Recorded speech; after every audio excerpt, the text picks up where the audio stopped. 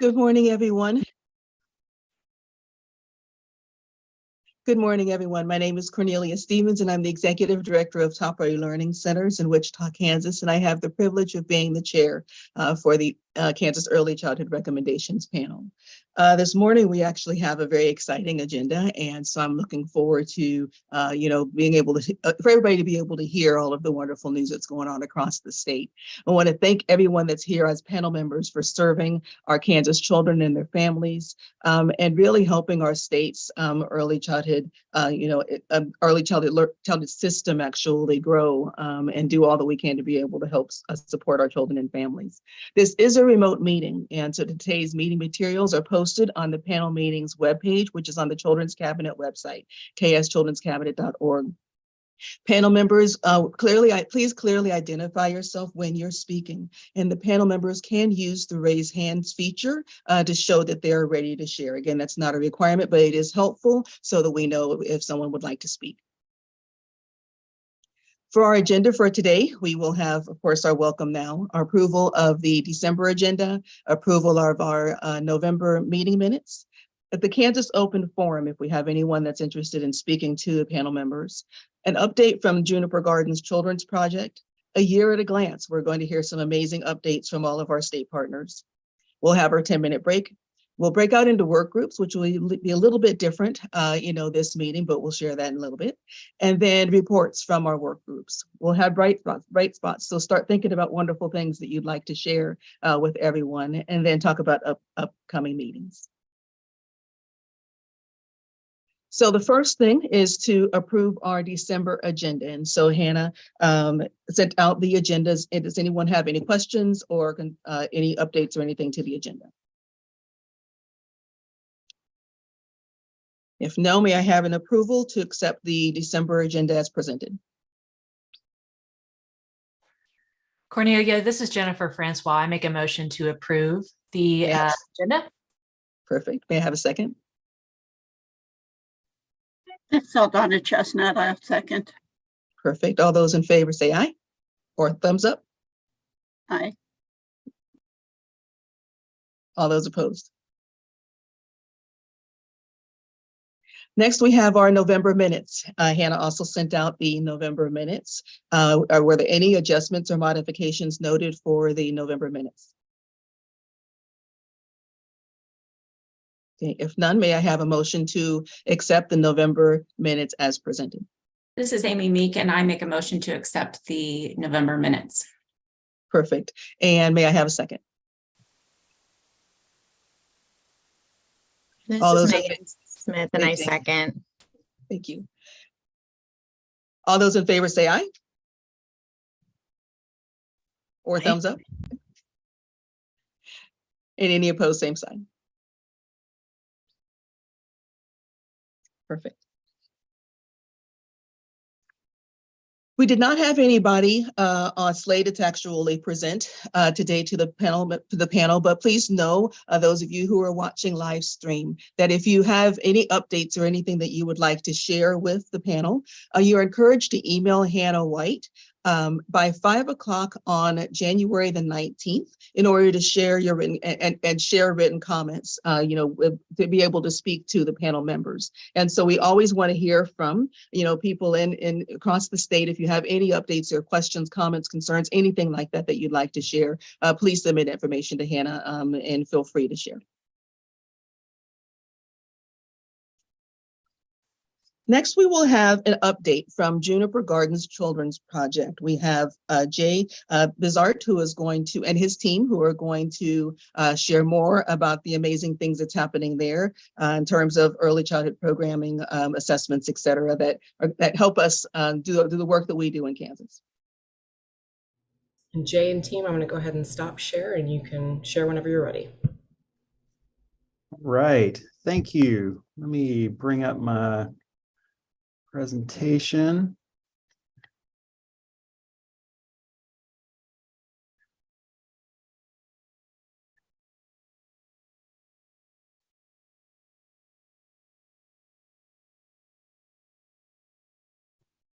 Okay, can you guys see this? Cool. All right. Well, thanks a lot. you guys for welcoming us. My name's Jay Bazart from Juniper Gardens Children's Project, and also with me is Charlie Greenwood, who's a senior scientist and a former director here at Juniper Gardens. And for those of you that aren't familiar, I know there's some people on the panel that are very familiar with Juniper Gardens, but we've been here for 58 years in Kansas City, Kansas, downtown KCK. Started in the basement of a liquor store, actually, in 1964, and have progressively moved up to the point where at the children's campus of Kansas City, here on 5th and Minnesota. And we just got a few minutes to talk a little bit about what we do. We've picked out a couple of initiatives that we thought the panel would be interested in hearing about and might open up some discussion later on here or offline. We welcome anyone to reach out to us to learn more about this. But let me just go ahead and get started. For those of you that don't know, we are a research center within the University of Kansas, under the umbrella of the Lifespan Institute, which has 14 other research centers throughout Kansas, and we are one of them. We have 10 PhD level faculty at Juniper Gardens, and at any one point have about 15 to 20 different research projects that are funded through federal agencies, most of them through federal agencies, some through foundations, typically the Department of Education, NIH, have a National Science Foundation grant, and other areas. Our mission, which I think is probably similar to this panel's mission, is to really develop interventions and assessments that help improve the outcomes of children in Kansas and throughout the country. Most of that is done through developing assessments and evidence-based practices. Our typical process is to develop an intervention based on science and test that intervention within the community, and ideally to scale that up. Our ultimate goal really is not to develop something, get a bunch of publications, and then let it go. We really want to get this work out into the community, and the two projects we're going to talk about today are kind of examples of that. Some areas of research right here.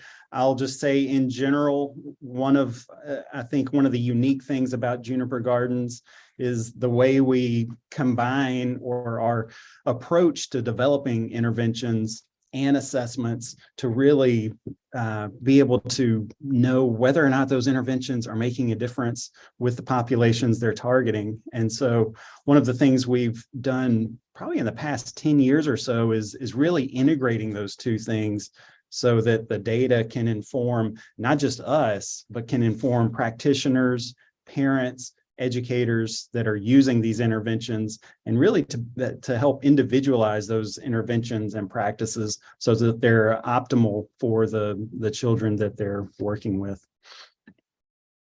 What I'm going to talk about right now is the first project, in which I think a lot of you are familiar with, our infant and toddler IGDs, the individual growth and development indicators. Some of you may have also heard about MyIGDs. So IGDs is a type of an assessment, and we have developed IGDs for infants and toddlers.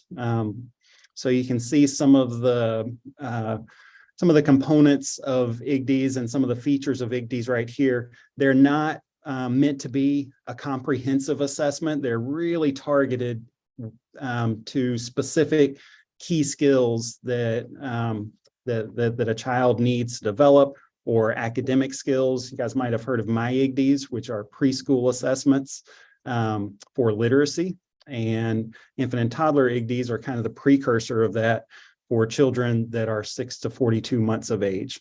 6-minute play-based assessments, and a trained and certified observer observes a child interacting with a play partner, an adult, either a parent or an educator, for 6 minutes.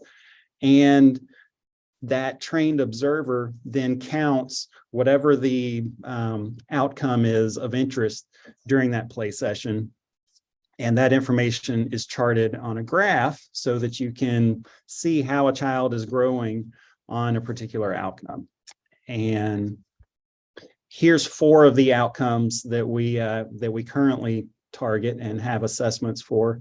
And again, I know there's some of you here that are block grant recipients, and the ECI, the early communication indicator, is one of those assessments that can be used by block grant recipients who serve infants and toddlers. It measures early expressive communication, basically whatever the child is doing to express themselves, whether through gestures or vocalizations or more advanced expressive communication with words and multiple words. So how are these used? First of all, it does require a one-day workshop to be able to be trained and certified to score and administer IGDs. It is a standardized, normed assessment. So one of the big parts of that is really to be able to accurately, reliably count the expressive communication, for example, with the ECI that a child is expressing during that 6 minutes. The educators will enter the assessments into a web application, either with a paper form where they've marked the communication that the child has made during that time, or we have a mobile app that makes it a lot easier to press a button and make those counts and then submit it to the data system. We are kind of reaching some scale here. It's being used in 23 states. We've got about 110,000 assessments that have been entered in the data system to date. A couple of initiatives, examples of initiatives. You guys, again, familiar with the block grant, which is used here in Kansas. We also support Mississippi First Steps, their Part C program, to use the ECI with all of the children in the state to monitor progress, screen for, or to help support screening for language delays. We don't recommend using these exclusively as a screener, but they can certainly be used to support other assessments like the ASQ or any other parent report assessment that are commonly used. Okay, so one of the things that we, as I mentioned before, that we really want to do is make sure that what we develop is actually making a difference. We don't want to recommend practices that aren't helping improve outcomes of children. So one thing that we've done with the IGDs is within the data system, we've built some support, some recommendations for children that are falling below benchmark. So you can see a graph here that's generated by the data system, and it's modeled after height and weight charts. So it's really designed so that parents and educators can easily understand the data. So you can see a child here started about at the normative where we would expect the child to be at about 13 months of age on their first assessment. And then their growth actually went down. There was an intervention put in place, and we did see some growth after that. So, but one of the challenges that we've found is that particularly with infant toddler agencies and service providers, a lot of times we don't have a lot of training in how to interpret data, and not just interpret it, but how do you actually take action based on the data? I mean, it's easy to see, okay, the child performing below benchmark, but what do we do about that? And so what we've developed is the Making Online Decision system to provide some of those recommendations for children that are scoring below benchmark. So first of all, kind of important, and I think you guys probably be interested in seeing how children develop on the ECI. So within each IGD, there's a set of key skill elements, things that the educator is actually measuring during the assessment. So for the ECI, you've got gestures, And this is the normative trajectory of children with using gestures over time. So starting about 6 months to 42 months, you can see it's relatively flat. There's a little bit of growth up until about 18 months. More interesting, though, is vocalization trajectory. So you see it starts at about 1 per minute during an assessment at 6 months, and really increases sharply up until about 20 months of age, and then starts to go down. The reason it goes down, typically we don't want to see deceleration, but with vocalizations we do, because children are starting to form words. And so we want to see those vocalizations turning into words. Similarly, with words, you see a decrease around 36 months of age, because then we want to see those words turn into multiple words. And we see a constant increase of multiple words through 42 months of age. Okay, so with that information, gives you a little bit of an idea of how the mod can actually make some recommendations based on an ECI score. So I'm just going to show you really quick here the general model of the mod. The assumption is there's quarterly ECIs, so a little bit more frequently than what we typically do a standardized assessment. Quarterly ECIs. If a child falls below benchmark, it asks a few questions about why the educator or the home visitor thinks that the child might be performing below benchmark.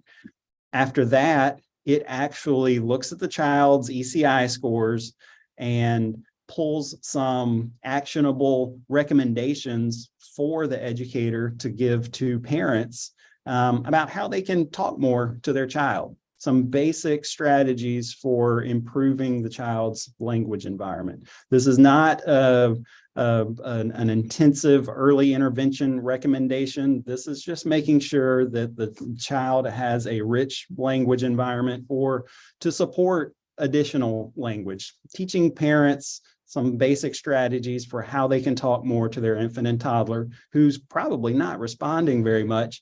And so it's sometimes not natural for parents to talk to their child. And a lot of times we just don't understand the fact that hearing language is a way of developing language for children. It gives them opportunities to respond and interact with the parent. And Charlie's going to talk a little bit more about that in a little bit. It recommends more frequent assessments. It asks the educator or home visitor how the strategies are being used, if they're being used at all. And then after a few more assessments, at least 3 more assessments, it actually gives a recommendation as to whether or not it seems like these strategies are making a difference. And if they're not making a difference, looking at a more intensive intervention.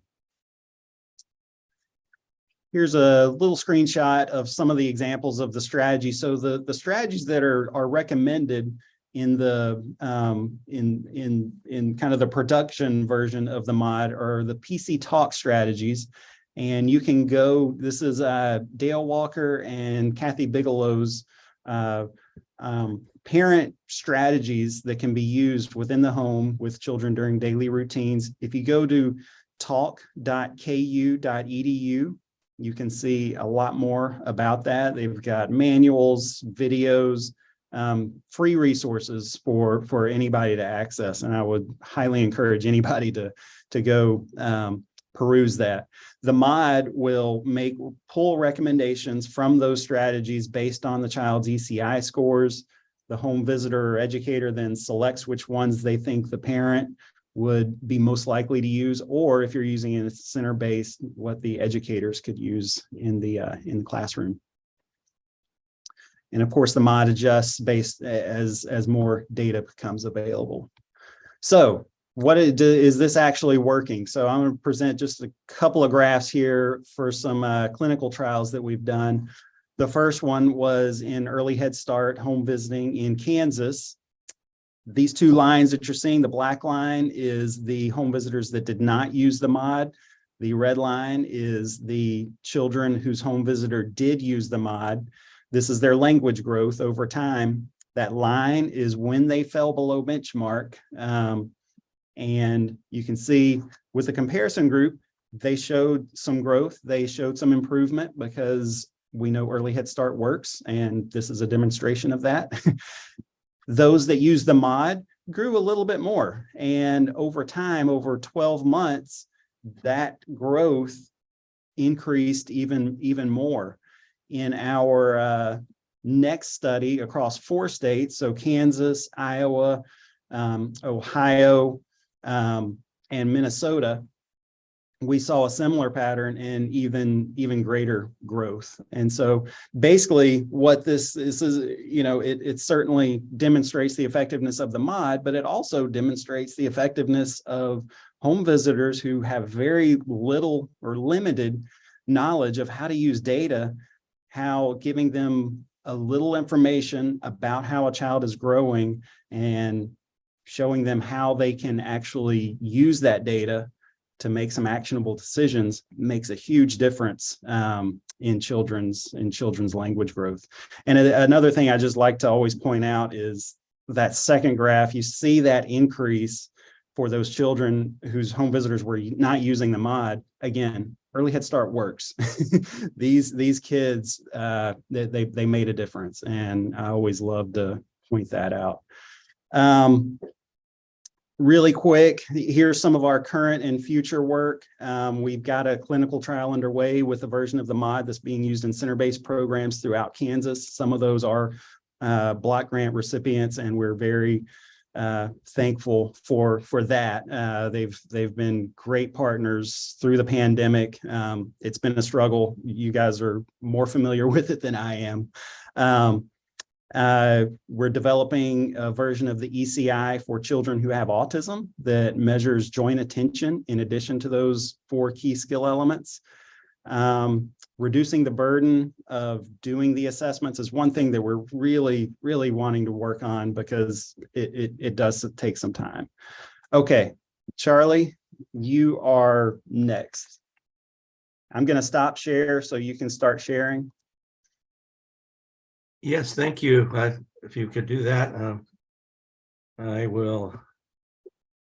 So Charlie is like I said, former director here at Juniper Gardens, and seems to say that he's going to retire, but then he never does, which is good for us because he's amazing. But he's one of those people that I don't think is ever going to stop.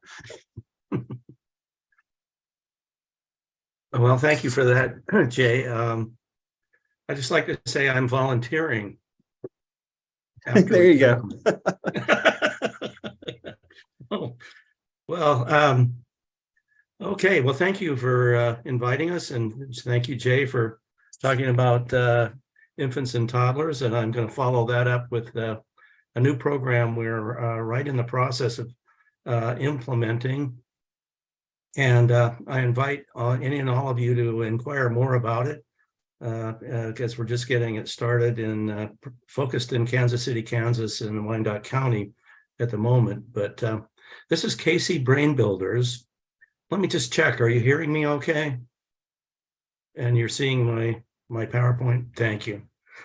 Casey Brain Builders. And so extending what Jay talked about and building off of that work at Juniper Gardens, which is a characteristic we try to extend and go beyond some successes and developments, and we're empowering families to support their children's learning right from birth, and that's the big theme of this work. And so our team, our internal team, joining me is Judy Carta, Alana Schnitz, and Nicole Hollins. And we're in this work by starting at birth. We're targeting in early prevention regarding school readiness, and using the first 3 years to as a focus for language promotion to have the children ready for kindergarten. And our vision is that this work will extend to all sectors of the community in Kansas City, Kansas. In many ways, I think it echoes what you all are doing in your coalition. we're building a coalition right now and having meetings, have a meeting today at 1 o'clock with a group of our partners and moving this forward. But let me see if I can, I was going to see if I could move this out of the way, but maybe I'm not. But anyway, 34% of children, according to the literature, are not ready for kindergarten. And that, let's see, I seem to, there we go. And it's even higher for children from low-income backgrounds in terms of readiness. So our work is targeting prevention and improvement in school readiness outcomes. And so that's kind of our main mission. So we're starting right at the beginning at birth. And with a little luck, you probably know this really well, but let me see if you can see this It's video. easy to understand how food supports a child's physical development, but not everyone knows how important talk and interaction are for brain development. A baby's brain is unfinished at birth. During the early years, billions and billions of connections are created, building a complex circuitry that becomes the child's foundation for learning. There is no other time in life when brain growth is so rapid.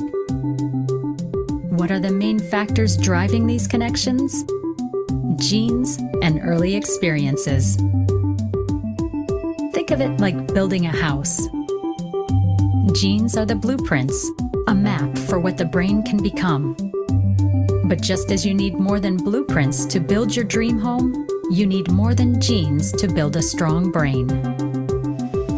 You need rich, early experiences.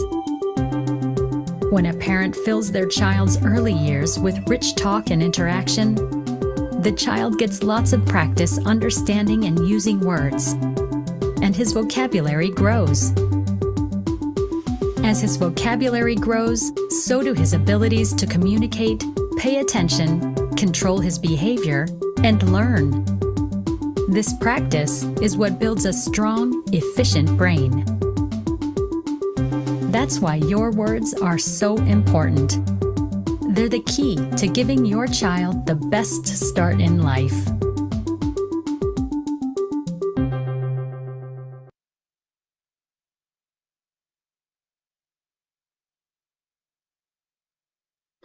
So what parents do with their children in the first years is really important to their success. And we think it's an untapped period for kind of systematic parenting and communication. And we're working really hard to extend to get the message out and extend the skill set. Jay mentioned the talk website and the interaction strategies that are there. We're working with that team to work to get those available to as many parents as possible. So basically, the secret sauce, I think maybe Jay mentioned some of this, but there are 3 points: following the child's lead with and talking about what they're doing and their interest, which helps promote their communication. Narrating children's everyday routines. So as you can see in this picture, if we're changing a baby's diaper, we're actively talking about what we're doing and communicating with the child about it.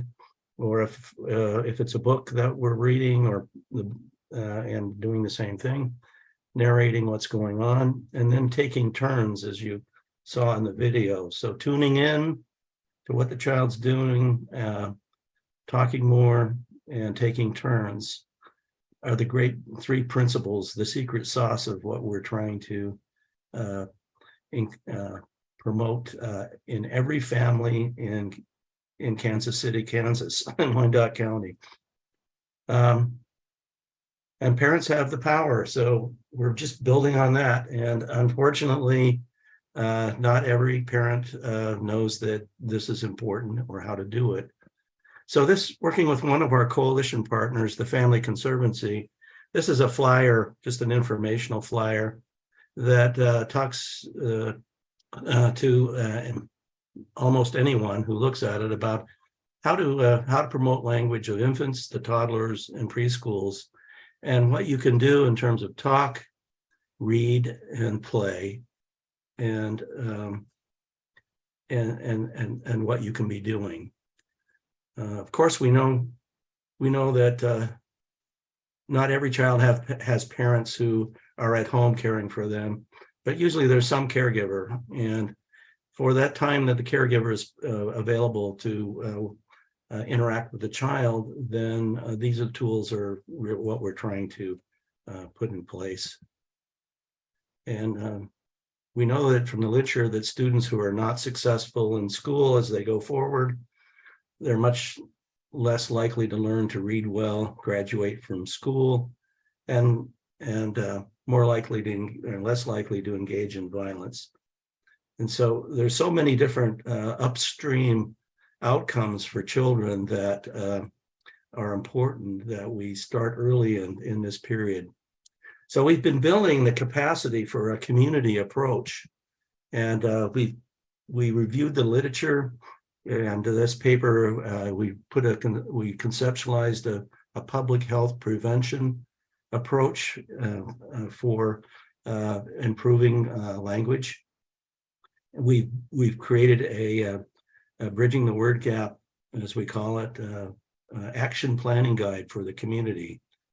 So our coalition that we're putting together are going to be using this action planning guide as a way for all the sectors to work together in a collaborative way to do what they have control of and resources for, and possible activities and actions that can change policies, practices, and programs that will help build rich in language environments at the level of the child and the family.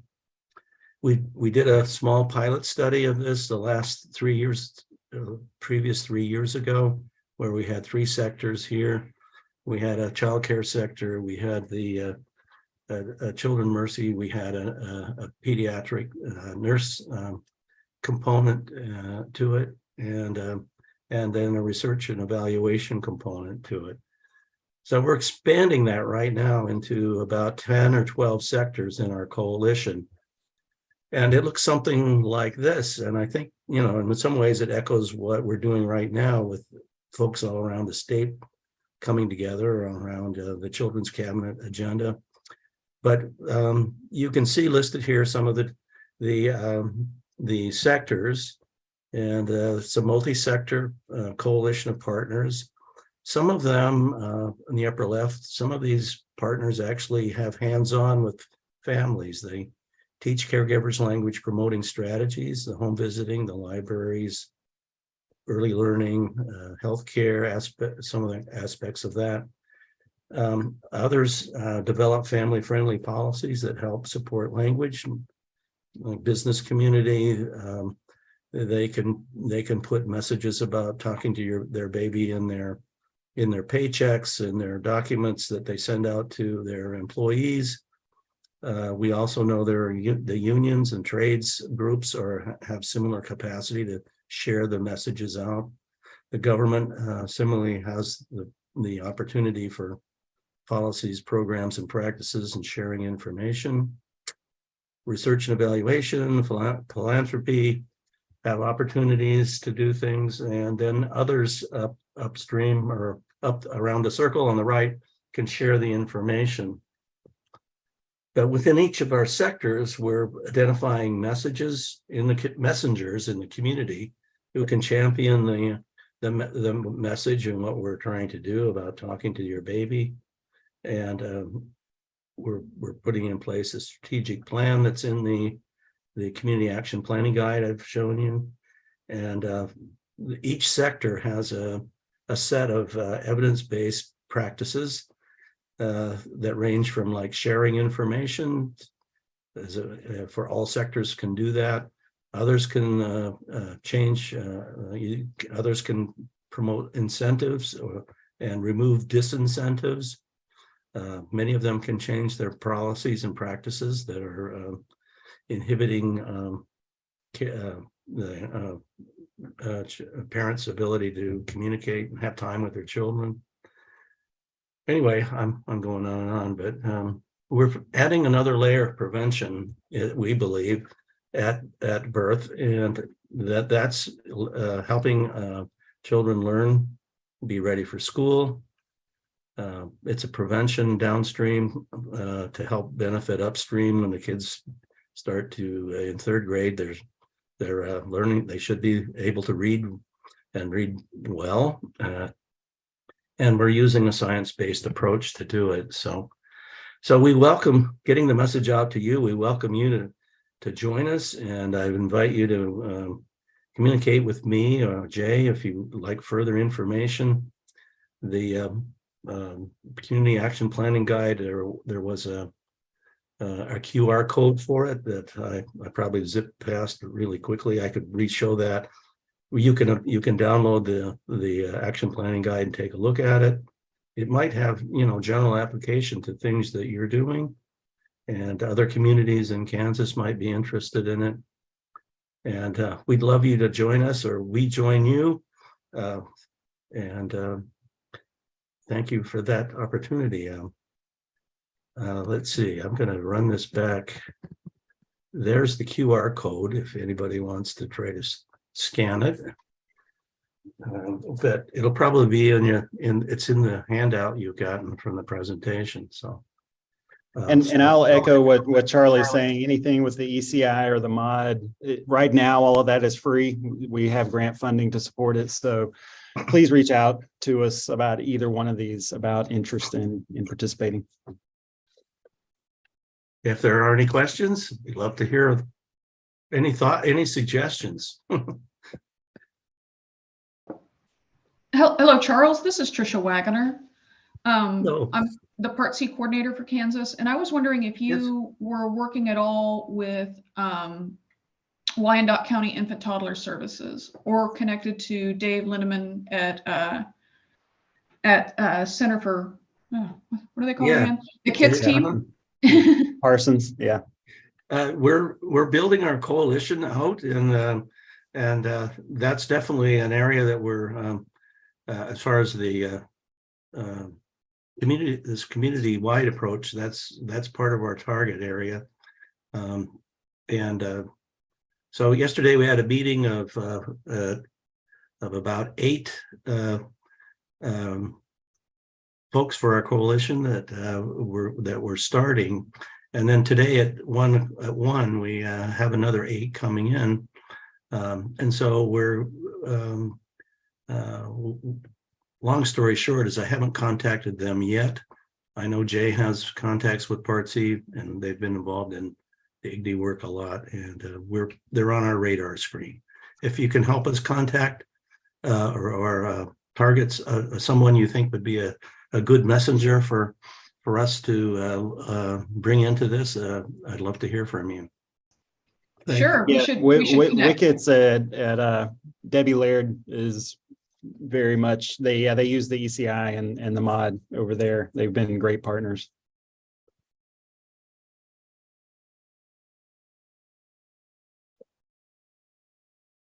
Eldana? Hi there. I'm with Johnson County Child Care Licensing, and 2 things that really jumped out at me. The one, the little video you showed, I realize it's directed to parents, but I can really see the benefit of sharing that in our orientation meetings, especially with our home daycare providers. Great. And they're just getting started, and I would love to be able to show that video clip to them to kind of get their brain going. And then the second request, I guess, is the handout that you talked about on how to promote language. I think that also would be something fabulous for us to give out to daycare providers as kind of tips, et cetera, to get them thinking as well. I wonder, Jay, if we could make just a little tip sheet on that request, like just a one page or an email or a link that we could send to Eldona and anyone else. Might, you know, they have the website plus our action planning guide and Yeah, so and I'm just gonna put this in the chat to everyone. Talk.ku.edu has a lot of resources there. And they do have some tip sheets, I believe, that would be excellent. And then they're designed for classroom teachers and parents. So, and again, reach out to us if you can't find some, you know, maybe a flyer. We could definitely point you in the direction, because those materials are definitely It's easy to available. understand how food supports a child's physical development, but not every. See, So, Logan? Jay and team, actually, real quick. So I send out a an email follow-up every time with all of the artifacts that we discussed. So anything that you guys want to share, if you can just get to me, I will make sure that all the panel members get it. So any of those links are artifacts. Great. Thanks, Hannah. So I just put in the chat the video clip. It's 30 million words, talk and interaction is the name of the topic of it. But hopefully the link is there in the chat now to that video. Any other questions or comments? I was going to, hi, this is Logan Fencing with Dry Mountain County. I was going to just bring up the Family Engagement in Public Libraries pilot program that was launched in Southeast Kansas that I think aligns very similarly with this KC Builders project. And I know that there are some groups that are interested in further expanding that kind of model. So I was curious if you all had heard much about that family place kind of concept within libraries, if that was a part of your kind of advocacy with those partners as well.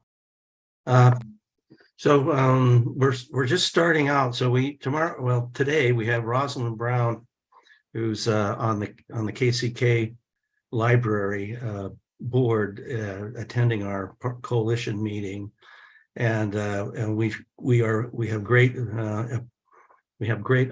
desires to target the libraries, the local libraries, and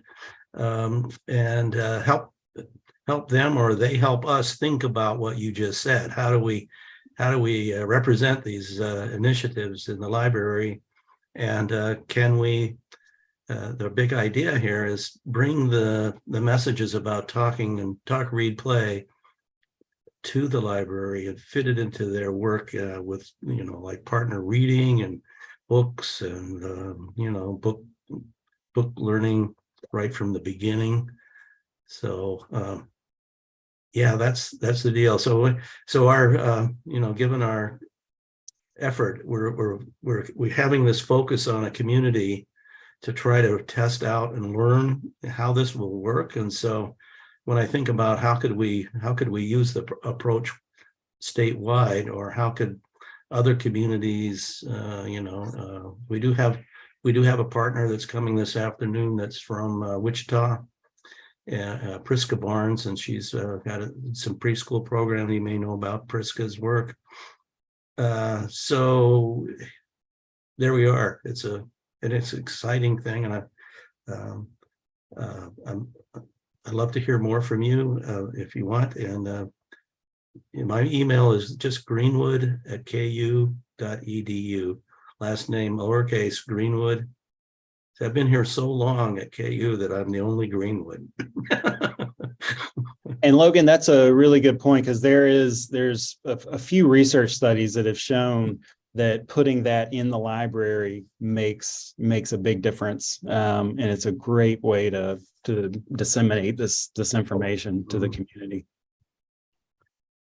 Yeah, the flyer I showed from the Family Conservancy's flyer, they have a link on their website to Talk, Read, Play as a program they've been sponsoring for quite a while. And again, a meeting with that, they will be joining us this afternoon and be looking to see how that program's been going and how we can re-energize it, scale it up even further. So,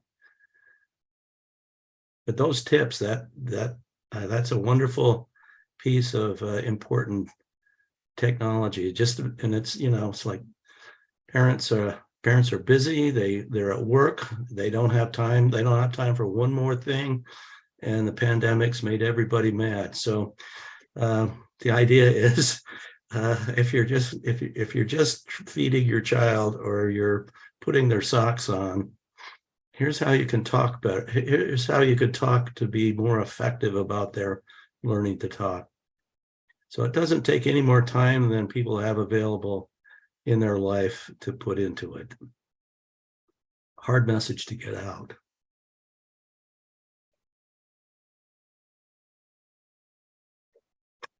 Any other questions? Thank you again. And Hey, if there's no further questions, I would like to thank you both for sharing and thank your team for all of the good work that you're doing. And Charles, from this day forward, I will be saying that the pandemic just made everyone mad. And so, and sick. That was just very well said. So thank you for that. And so, for great information. Right. And it's a program that uses IGD, with our children. I can definitely vouch for that in terms of how that data is helpful, in us helping our children. And so again, thank you for the work that you do. Thanks So a lot, now we will Cornelia, and everybody. Absolutely. Thank you again. So one of the things that we thought as we end, the 22 year is that we give ourselves an opportunity to look at the good work that's happened across the state. So often, we focus on, what are the challenges, what are the things that we need to focus on. But, we also want to have the opportunity to celebrate, to look at the good things that have happened. And so the request was made for all of the state agencies to give an update of things that are happening or that have happened over the past year. We're going to start with an update from KSDE. And Amanda was not able to be here, but I will be sharing the update on her behalf. So the first update is that KSD worked with the Children's Cabinet to align the grant requirements and application process for the 22-23 Kansas Preschool Pilot and Early Childhood Block Grant application. This meant that applicants could submit one application to apply for both sources of funding. KSDE and the Children's Cabinet coordinated while awarding the grants so that grantees could receive just one funding source rather than two that they had to manage. And this was intended to simplify the administrative efforts to apply for and administer grant funding. Kansas continues to implement a statewide ASQ system so that all children and families can access developmental screenings. With the new statewide network of accounts that are administered by Part C programs for community partners to use in the state of Kansas, Kansas continues to see an increase in the number of children who have received screenings, with more than 90,000 screenings conducted in 2022, which is incredible. In September, KSDE shared aggregate statewide ASQ data with the State Interagency Coordinating Council and discussed that screening data tells us and how we can use this information to help improve kindergarten readiness in Kansas. Many organizations that serve children from birth through the age of 5 are working together to update the Kansas Soil Learning Standards. This work began in February of 22 and is continuing with the support of many content and area specialists, reviewing each content in the area of the standards to ensure that we're meeting the needs of all of our children. The Sunflower Family Fund program continued, and this offered free admission to Kansas children and their families to educational attractions across the state. Through 90 venues across the state, such as museums, parks, zoos, libraries, local and regional attractions, residents in all 105 counties participated in 2022, with weekly attendance increasing 45% over the previous summer. Kansas also used federal emergency relief funding to offer free letters training for teachers in Kansas who provide direct instruction to students pre-K through 3rd grade in any KSDE accredited public or private school. This opportunity is also available to higher education faculty who teach children literacy courses in Kansas, and help prepare teachers for education. KSDE continues to work with local education agencies and other partners to improve in the area of Indicator 6, which measures the extent to which preschool students with disabilities receive the majority of their special education services in the least restrictive environment. KSDE has provided individualized coaching and technical assistance to many local partners to help them better understand their data and develop a new report that districts can proactively pull to analyze their data and ensure its accuracy. KSDE has also released a new infographic outlining how programs can improve preschool inclusion. So amazing updates and work, it's being done by KSDE, just one of the first program that we'll hear the update from. And so next we're going to have Nichelle, who is going to give an update from DCF.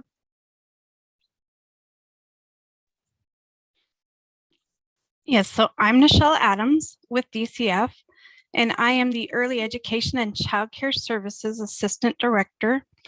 And I wanted to share some of the activities that we did at DCF in the last year. We do have other partners that will share much of the Child Care Development Fund or CCDF recovery related work, but I'll share some of the other work that the agency has completed. So the main purpose of our CCDF funds through the Department for Children and Families is to increase access to high quality childcare for Kansas families. And so one way that we do that is through our Child Care Assistance Program. And we've made the following changes in 2022. So we increased the initial income limit for child care assistance to 250% of the federal poverty level, and it had been 185%. We increased the maximum DCF provider rates for all age groups to 85 percentile of the latest market rate survey. The family share deductions, and that's the amount that is removed from the benefits before they are put on the parent's benefit card, they were reduced to 3% of the lowest income level for each of our income groups, and they were changed to 0% for all of the households that had income of 100% or below, and that used to be set at 70%. From April 20, 2022 until September 30th of from April 20 of 2020 until September 30th of 2022, just too many twos there.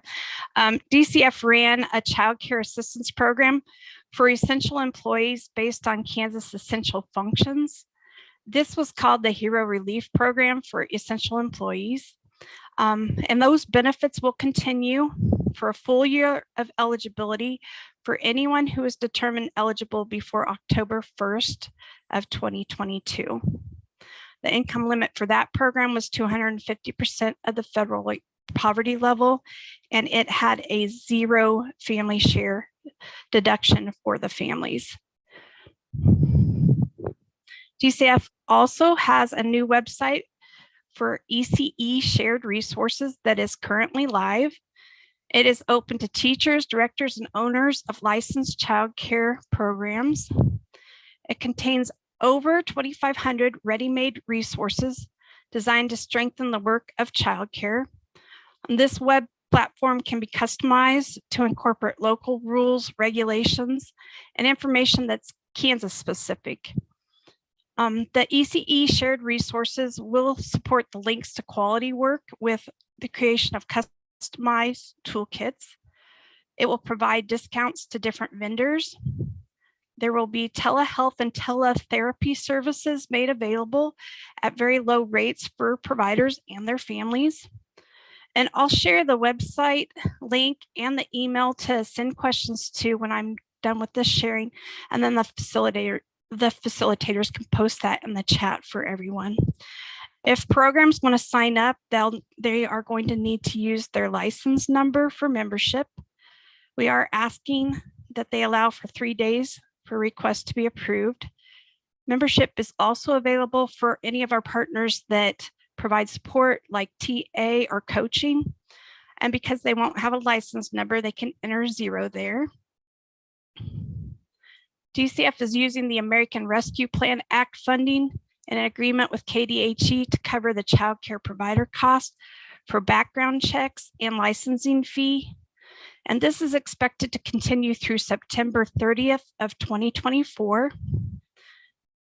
And DCF also operates the following programs. We have Pandemic PEBT, which provides food assistance for families who lost access to school or childcare meals during the pandemic. We have the emergency water program that helps restore or prevent disconnection of drinking water or wastewater services. And the application period for that is from September 22 of 21 through September 30th of 23. Emergency food assistance was also offered to Kansans, and that increased the maximum monthly benefit for many Kansans. And we also had the Pandemic Emergency Assistance Program, and eligible families were provided a one-time benefit to help them during the recovery from the pandemic. And those are just some of the things we did. That's all I have. Well, great update. Thank you so much. It's again, we know that people have been busy, right? And so whether this pandemic made us mad or not, great work has to continue, and we were able to support all of our children and families. And so thank you again for this update. Now we have Jarvis, who is going to give an update for KDHE. Good morning, everybody. I am Jarvis, the Section Director for Childcare Licensing at KDHE. I'm going to be giving some updates along with Melissa Schoenberger. She's our Assistant Director. So first going off, I'm going to be a little bit out of order here, but we've worked really hard with within KDHE to be able to put out our announcement for the live scan sites across the state. This is our digital fingerprinting. This is going to help us speed up background checks and fingerprinting throughout the state. And we're currently looking in the process of expanding these. So it's very new. I believe we put this out in October. So we're still in the process of really getting this out to our providers and different facilities to know there's options out there. We're still seeing some lower numbers, but they're starting to pick up. So we're really looking forward to how that's going to turn out for us. So, and also, I've been here for 3 months, and so there's been a lot of turnover here, but we are really proud of where we're heading right now, getting positions filled, and we're getting things on the right track. So feeling really confident about the way where things are headed right now. So Melissa is very involved with the SIT team, the Systems Improvement Team. And so I'll let her touch on a few things that the SIT team's been working on. Right. Thank you, Jarvis. And hopefully I won't bore everybody with some additional information that we already shared a month ago. Exciting, though. The SIT team we saw this week, just Tuesday, we shared with our SIT team the ad campaign that we've been working with our KU partners on, utilizing facilities across the state and surveyors to really demystify what licensing looks like at the local level. And we were able to see some of the early campaign. Super excited that it is such a representation of childcare licensing in Kansas, starting all the way from Southwest to Wyandotte County. So it really will feel very Kansas oriented, and that should be set to launch in early 2023. So excited to share with our partners. Also, just going back to one of the major highlights is just going because the pandemic did make people mad, and we did have facilities closed down, and we were just trying to get back into some normalcy in 2022. I'm just going back to our regular statutory requirement, which is to survey and provide a support. But as we went back through to on-site annual surveys, what we really noted, and I'm proud of the field, is that presence of the surveyor to be a support. It wasn't there just to check off boxes. The surveyor was really there for somebody who hadn't been there for a year to provide that support and reassurance to our licensed facilities that you've got this and you're doing a great job, and how can we continue to help. And through that, our consumers across the state can be assured that we are back to normal operating timeliness and expectations, and that presence is still, that supportive presence is being felt moving on, because we did have some bumps in the road at the early of 22. So facilities closing, counties having to go back into some protocols. So really looking forward to 2023 of just starting back to business. Also really wanted to address that KDHE continues to look, how can we partner? What can we do with facilities to make it easier? We looked at some blanket policy exceptions that would benefit the state, particularly in childcare centers in 2022, that we're very proud of, that we are listening and we are reacting in a very positive manner. We know workforce is an issue across the state that we hear on multiple levels, but we really wanted to address it and figure out how we can be a solution. So provided some blanket policy exceptions for program directors to have additional duties, because we all know what it's like when a program director was feeling the pressure of staff not being there and able to meet those needs. And also looking at providing some opportunity for experience in other settings, not being so restrictive in our childcare regulations through these policy exceptions. And we're hoping that we will carry those through in 2023 to just actually make them part of our regulations when we look at our center regulations as a whole. So really using our highlights of 2022 to just move into continued good work in 2023. And I think that is it for our childcare licensing update at KDHE. Thank you. And if you have any questions, Jarvis and I would love to take them.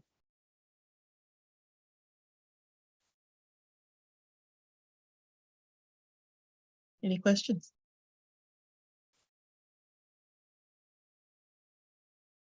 Okay, if none, thank you again. Thank you so much for the update. And Jarvis, thank you for diving right in. And, I remember the last meeting you were, I'm here and I'm going to give an update and whatnot. So thank you again. Thank you for your update. And thank you again for all the work that you do to support our children and families. Next, we will have the update from the Kansas Children's Cabinet and Trust Fund. And I will be sharing the update for Melissa. The first update is on the career pathway. The Kansas Children's Cabinet and Trust Fund continued research and development of the child care career pathway. This work included dozens of feedback sessions and strategy sessions with shareholders across the system. The final iteration of the career pathway was informed directly by the system and will go live with a soft launch in January of 23. As the lead agency for the preschool development grant, the Kansas Children's Cabinet produced a comprehensive RFP outlining the specific functionalities and interfacing capabilities our shareholders require to create a meaningful workforce registry. Since issuing the RFP, we have gone through the selection process and procurement process using a multidisciplinary team of shareholders. We also recently engaged in contact with Bridge Care to conduct system discoveries, as well as beginning the build and eventual implementation of the workforce registry. They expect the workforce registry to go live in 2023. Expansion of the Dolly Parton Imagination Library happened this July. And so on July 1st of 22, Governor Kelly announced that the Kansas Children's Cabinet would begin matching investment dollars, dollar for dollar. This was made possible by an additional $500,000 in the Children's Initiative Fund, which resulted in reducing community partners' cost by half and encouraged greater participation and boosted access for Kansas families. By December of 22, only 12 Kansas counties remain in need of coverage. Stats for the Dolly Parton Imagination Library enrollment as of late November are that we have 48,269 total children enrolled in Kansas, which is a 14% growth in enrollment this year. Kansas was number 9 in the nation for enrollment in November, and there are 103 Kansas affiliates and 182 zip codes that are now covered with this project. So amazing work. We'll have Kelly, who is going to give an update for Child Care Way of Kansas. Thank you, Cornelia. Hi, everyone. I'm Kelly Davidov, Executive Director of Child Care Way of Kansas, and I'm excited to share some highlights from 2022. But before I dive in, I just want to acknowledge the full range of partnership that goes into all of these highlights. So what I'm sharing is partly on behalf of Child Care Web Kansas, but really also on behalf of our entire child care resource and referral network across the state. And that includes Child Care Aware of Eastern Kansas, the Family Conservancy, Child Start. Some of these partnerships are also done with Casito and all of our state agencies as partners as well. So just wanted to offer that acknowledgement. So 2022 has been a very busy year for us, as with everyone else.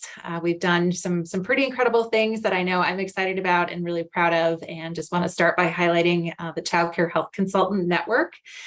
In the last year, we were really able to expand our efforts and focus not only on supporting licensed childcare providers with health, safety, wellness practices, but expand and begin supporting new professionals coming into the childcare space. We were able to serve just over 600 new and potential childcare providers in our first year of expansion.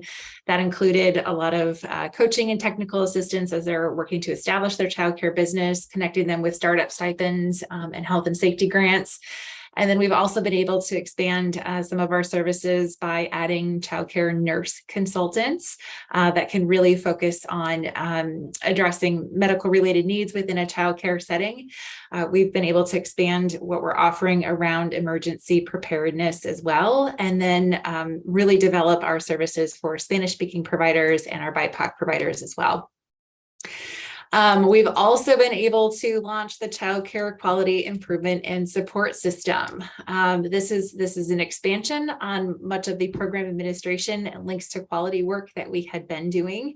We're going to continue offering program administration support as we work on rolling links to quality out statewide for child care providers. And we will also be launching statewide efforts around shared services. And I know a lot of our child care providers and communities are really interested in this and looking forward to that work. And that's going to be probably a big win for us in 2023, but we're starting the planning process right now. We've also done a lot of work on childcare sustainability grants.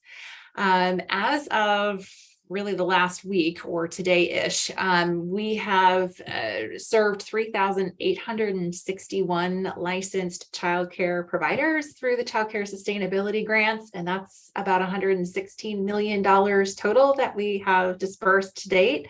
So I appreciate all those who have been involved in that massive undertaking, but I know that support has been incredibly valuable to our existing childcare provider community and really helped sustain operations throughout the pandemic. We have also been able to expand this year our community outreach and engagement work. This is work that we've been at for the last couple of years, but have had an opportunity to expand that and really build out a 4-phase approach to supporting communities. So we're able to work with communities on some early stage planning work, building childcare coalitions at the local level, getting the right folks to the table. We are able to support those coalitions with some dedicated planning time through our Communities in Action workshops. We've got a ton of them scheduled actually in the beginning of 2023, so more to come there.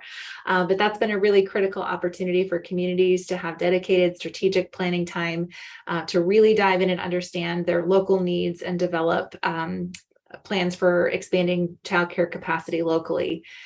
Then after that, we're able to bring in some concrete support, some funding opportunities. We have 2 different grants that are available. There's a $2,000 grant to support initial coalition building work. And for communities that have their plan in place, kind of already know what they need to tackle, we have a larger grant opportunity of $45,000. And then from there, we provide ongoing technical support and assistance throughout the process, really trying to connect communities to the resources, information, and experts that they need to implement their local plans. And lastly, I want to highlight the Child Care Go team.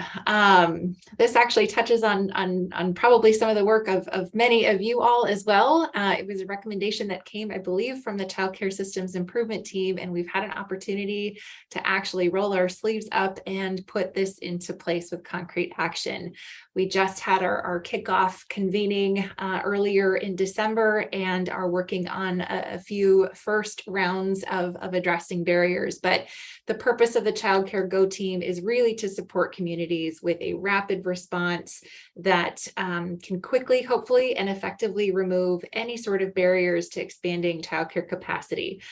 So we are, again, just getting that up and running, and I hope to have more to share on that in 2023, but it's been an amazing partnership so far, representing the work of so many of you all, and it's been just a joy to get that off the ground. So as others have said, 2022 has been a really big year, probably lots of mad at the pandemic feelings as well, but looking forward to 2023 with caution and also optimism. So I will leave it there and pass it over to the next update.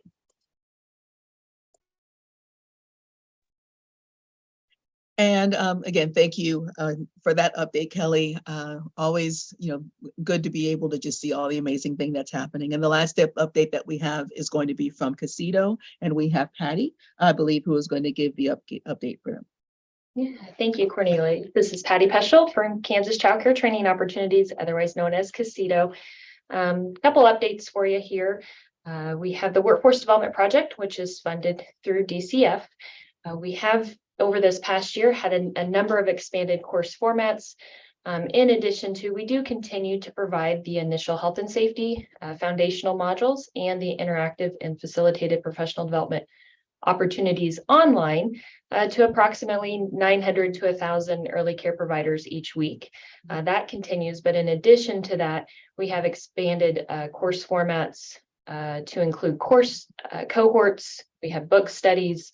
There's live virtual events, webinars, and probably the most exciting, I'm probably most excited about our new in-person collaboration with the Child Care Aware of Kansas Network. So excited to have additional course formats for our providers across the state of Kansas to serve them where they're at. We also have expanded CDA supports and scholarship opportunities. We've awarded over 300 scholarships, including state and national conference attendance, higher education scholarships to include expanding to include four-year universities over this past year, and then the CDA scholarships as well. Speaking of CDA, we expanded the supports for the CDA training track, supporting early care providers working towards their CDA, and have supported over 130 early care providers in the past year working towards their CDA.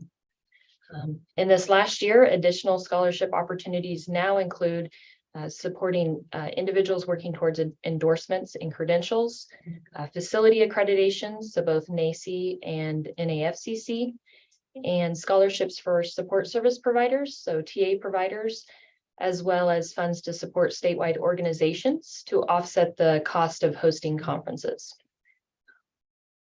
Looking at accreditation and director supports, very excited this past year, we're able to start a cohort of family child providers to work towards their accreditation. We're able to take a group of family child providers to the national conference, which was an amazing experience. In addition, we are going to be able to expand to offer additional cohorts for family child care providers to work towards their accreditation this next year. For our center directors, we have been working with over 20 directors statewide to work towards their national director's credential with the aim for excellence. Excited to share that we had our first 4 directors successfully complete the national director's credential, which equates to over 500 KDHE approved professional development hours, and the number is growing. So we are going to be moving forward in 2023 with a second cohort offering that will begin after the first of the year. Both of those efforts were initially funded with PDG funding, so preschool development grant dollars, and will continue with DCF funding in this next year. The Workforce Development Advisory Group, we have continuation of the subcommittees. In 2022, we had a lot of great accomplishments with the EID group, the Equity, Inclusion, and Diversity group, the IPDP, the Individualized Professional Development Planning group, which are very close to launching and being able to have an Individualized Professional Development Plan guide, and the Core Competency Group, which most recently the Core Comp Group was able to successfully receive the nod to adapt and adopt the Nebraska Core Competencies. And work on that will begin in the first half of 2023. And then with our Casito Kits Infant Toddler Specialist Network, I think the most exciting thing with our ITSN staff, so we have 10 infant toddler specialists and the program coordinator were able to complete the PITC, which is the Program for Infants and Toddler Care Trainer Institute in 2022, which was a big accomplishment for them. With that certification, the staff have access to the PITC resources to develop and offer training and technical assistance around providing high quality infant toddler care.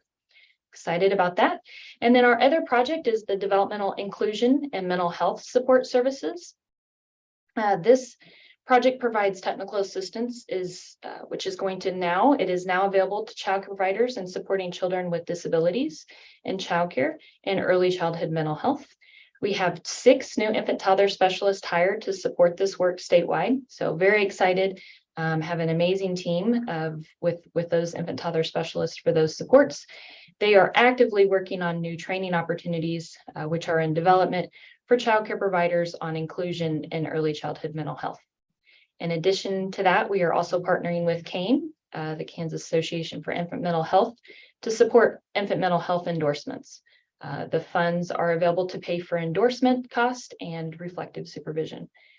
We are very excited to see what 2023 has in store as well, and excited for the opportunity to work with all of our partners as well. Wow. So as we listen to all of these updates from all of our state agencies, before we take our break, I would like us to just take a moment to give a round of applause to our state agencies, but also to ourselves for all of the good work that's happened over 2022. So again, good job, everyone, and thank you so much for the work that you've all done, to support, our children and families. It's again, we can, because we're all mad and maybe have on, kind of looking through everything in this lens that's just like all funky looking or whatever. It's hard it's difficult to remember, the good work that's happened in the midst of all of this craziness. And so I think this was definitely a much needed and great update. And so thank you, Hannah, for recommending that this happens. So we're going to take a 10-minute break. It is, I'll just call it page 17 now. And so we're going to go ahead and return let's return at 10:25. I think that gives everybody enough time to go on ahead, and we'll just kind of step back for a second. When you come back, please note that the work groups will look a little bit different, than just for this meeting. Based off of the topic of discussion, we're going to be combining quality environments with recruitment and retention. And so if you're in quality environments or recruitment and retention, you'll actually use this link when you return. And then family partnership, there was a separate link that was sent out with the agenda. So we'll see you all in 10 minutes. All right, take care. Bye.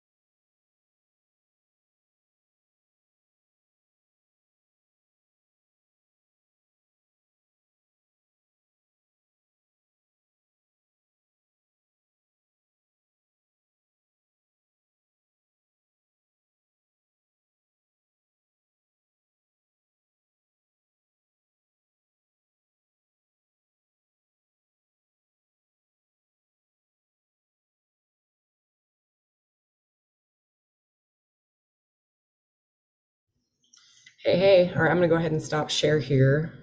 We can just look at each other's faces and kind of wait to see who filters into our group.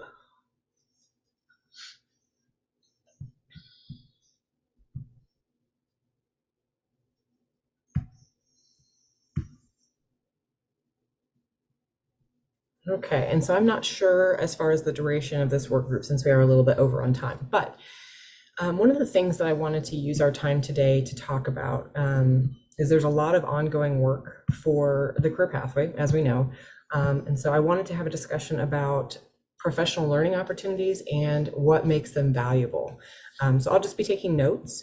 And this is just going to, whatever we gather here is going to help inform the implementation and actually inventorying what exists as far as professional development for childcare providers to determine what should be eligible for the career pathway.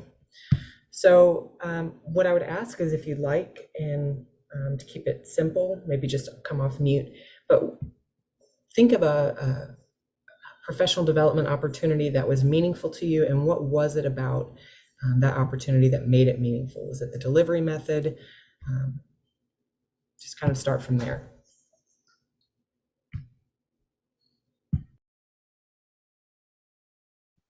Okay, I'll be brave. This is Jennifer from Kansas Head Start Association.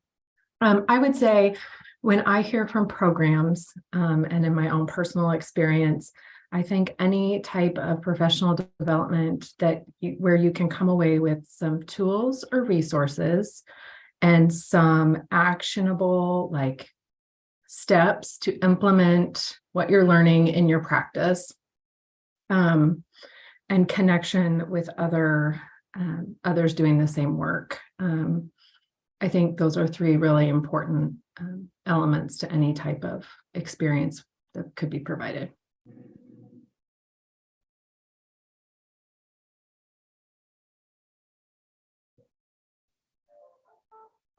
Jennifer, I would agree.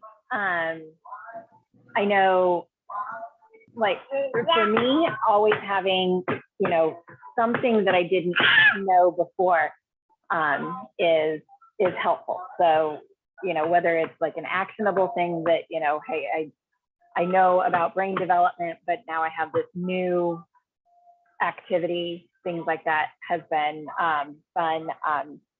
But whenever I can come into contact with topics or approaches or discussion, I know for me, when my professional development involves brainstorming and discussion, are you joining in too, friend? That is helpful. And some of the stuff that I really like. You too. I think that Jennifer Forker was next. Yeah, I'm going to jump on that bandwagon too. When we were doing our review of our Kaleidoscope all-day professional development that we had in Hutch, the majority of the comments that we had were from the people who said they enjoyed the speakers, but what they enjoyed most was networking when they could actually talk to other people who were in the exact situation that they were in. It's great to have the experts, so to say, at the front of the room, but there's something else to be said with being able to network with people who are actually in the field and doing it and bouncing ideas off of them that have real life experience with it. So the networking and being able to have the real life experience has been very beneficial. Eldona? Well, I totally agree with everything that's been said. With the classes that we offer for our providers, one of the key things seems to be the presenter themselves. And they've got to have a really engaging, involved presenter. And the previous speaker just talked about the subject matter expert is very important, but also their mannerism and their mechanism of being able to present the information and engage the attendees versus just somebody just sitting there talking to them at a monotone.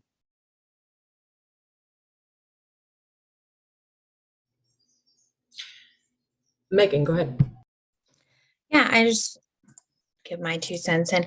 So I think for me is when I was working in a center, the follow-up really was a beneficial piece for me. You know, it's one thing to go to the class and go, oh, I've got all these really great ideas. But then you get to the class and you're like, oh, how am I going to actually like do this?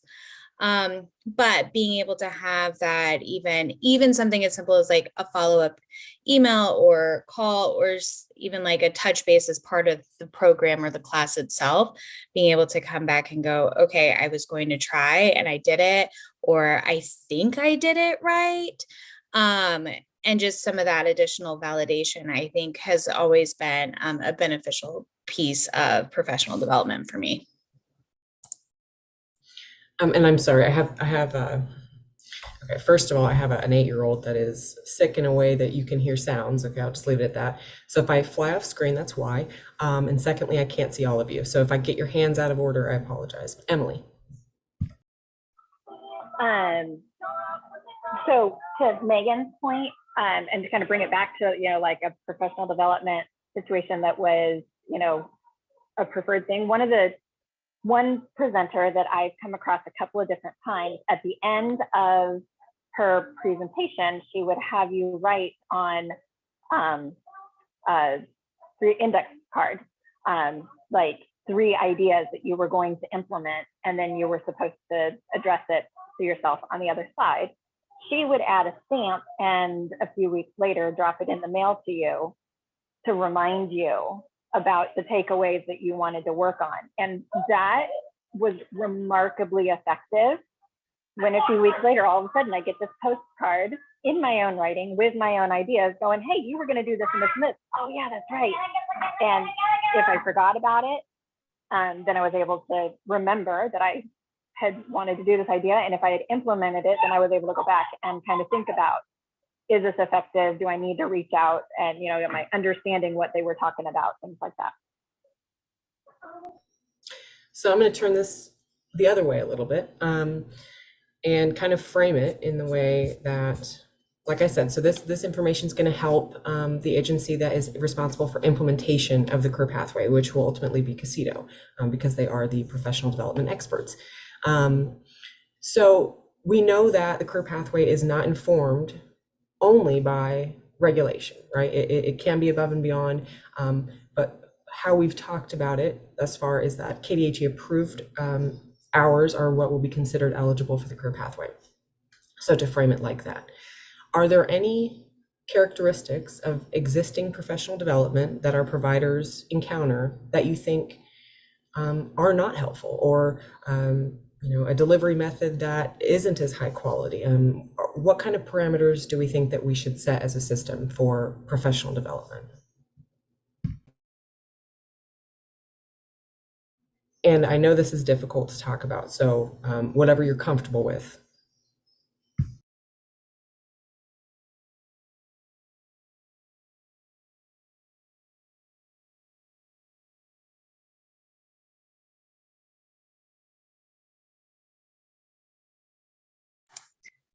So this is Megan. I'm going to kind of reframe it a little bit, Hannah. I think one of the things that Casito does really well in their trainings, that I think makes their trainings effective, is that checking for understanding. I think also the in-person trainings that I've done with other trainers as well, I think it's that check for understanding, I think, is a really great quality of quality trainings and professional development.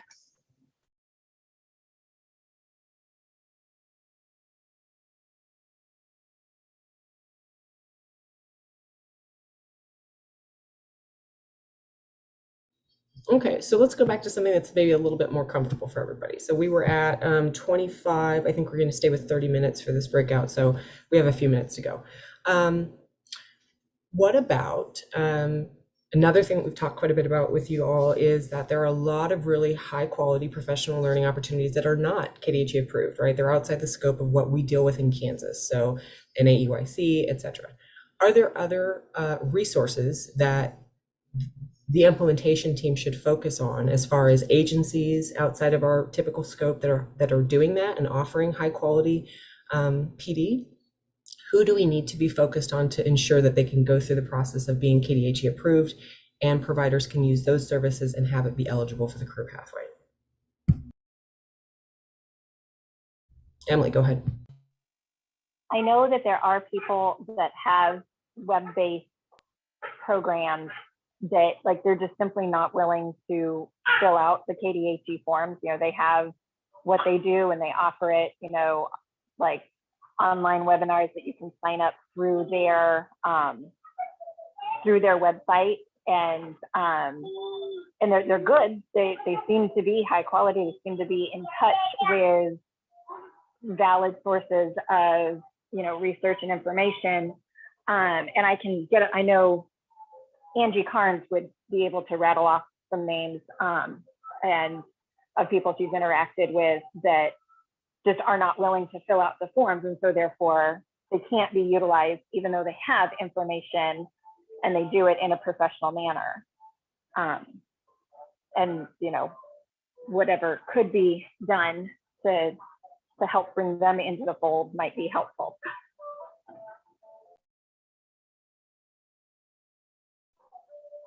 And so is it that the process is a little bit cumbersome for those entities, or what do you think that barrier is for them going through the KDHE process? I can find out exactly. The sense that I've always gotten from it is that basically they're stating, I did my research, it's backed up, I'm not filling out another form kind of thing. And I can find that out to be certain. And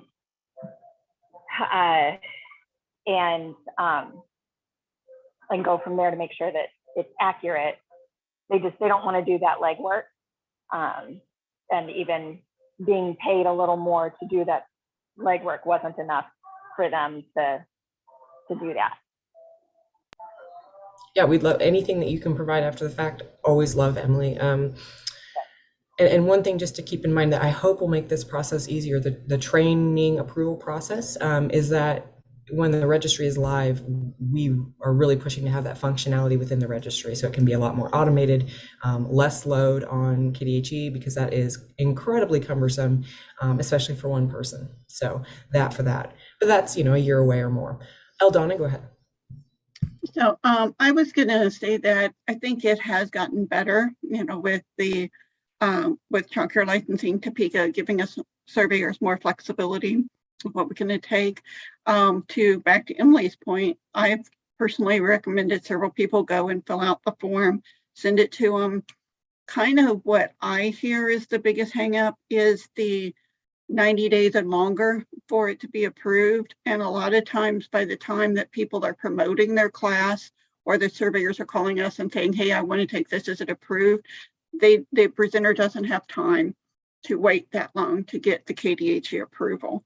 So I think that that's one of what I'm hearing as a surveyor, that's one of the longest, that's one of the biggest issues.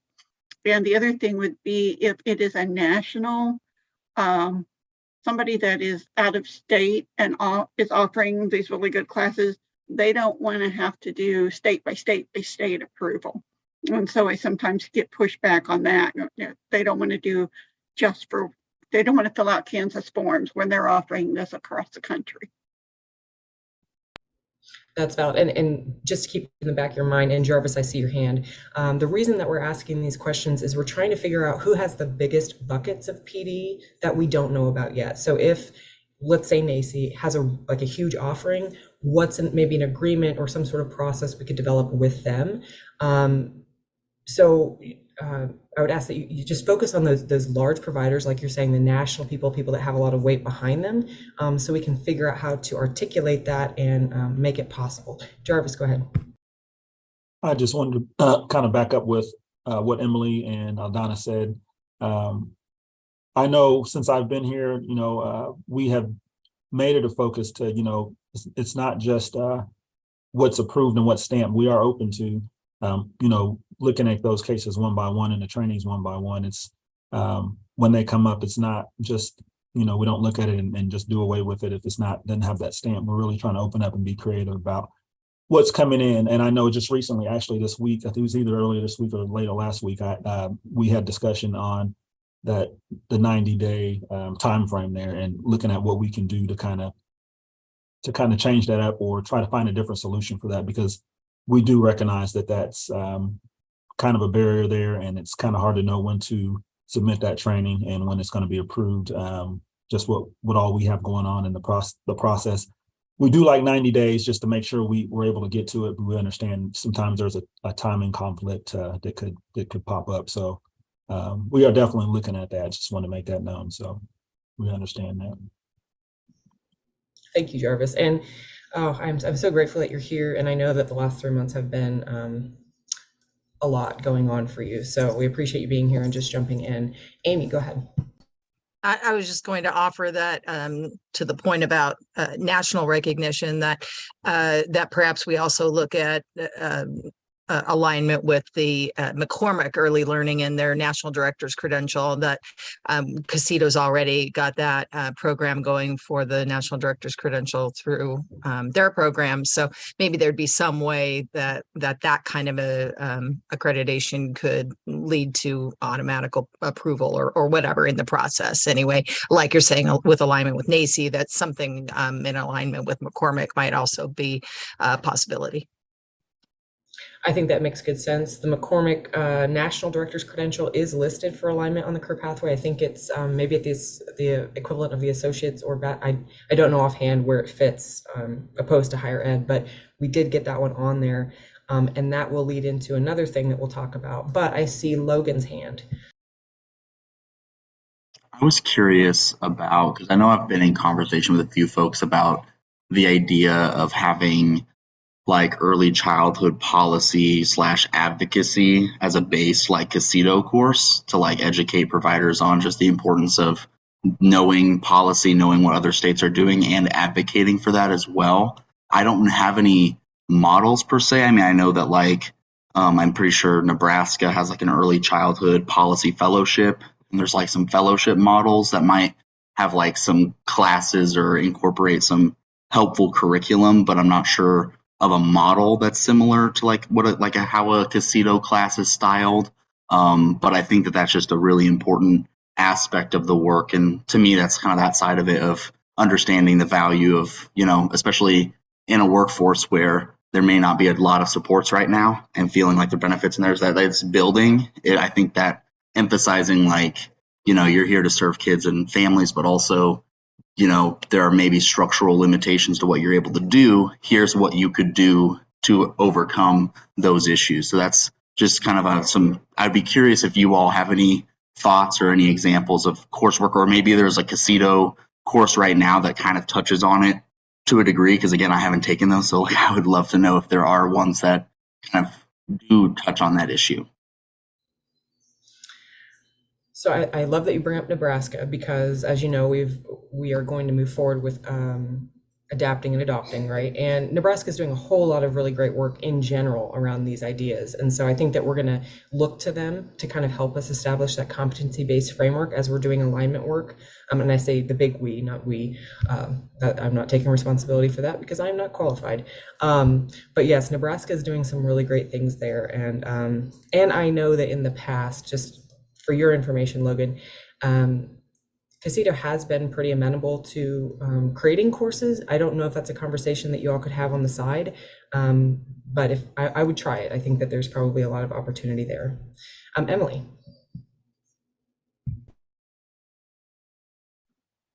So my question comes in at one point. It used to be that you could only get courses approved by sending them in paper form. Is there any ability to do it electronically now at all, or is it always going to be electronic or a paper form in order for us to get stuff approved? Because like I have multiple trainings written up, I just haven't gotten it done on my to-do list, and things like that. And actually, Logan, to your point, one of my training things that I've written a framework for is advocacy, based on work that I've done with Mitch, work that I've, meetings that I've sat in, things that I've learned, conversations I've had with providers on, hot topics, stuff like that. And so I'm just curious, can I even just email it and get that process moving. Was that for me, Emily? That would be fine. Yeah, Okay. you would probably be the expert on that. Can it be electronic, or does it have to be paper form that it's always sent in now? I would say for now, continue with paper, but that's another thing we've been really talking about here the past few weeks is what all can we get to be digital, and using what we have, our systems, to be the records that hold everything. So that is in the talks. And I mean, yeah, there's been several things that we've brought up, internally. It's like, okay, can we put this digitally, make this digital, and just make it easier for everyone sending things in from internally for surveyors, but also for providers in different facilities. So we are working on that, and I appreciate you bringing it up, because that's going to be definitely something once we make a decision on how we're going to go about that and what all we're going to make digital. We will definitely look to put something out to providers to say, we can accept these certain things electronically. So.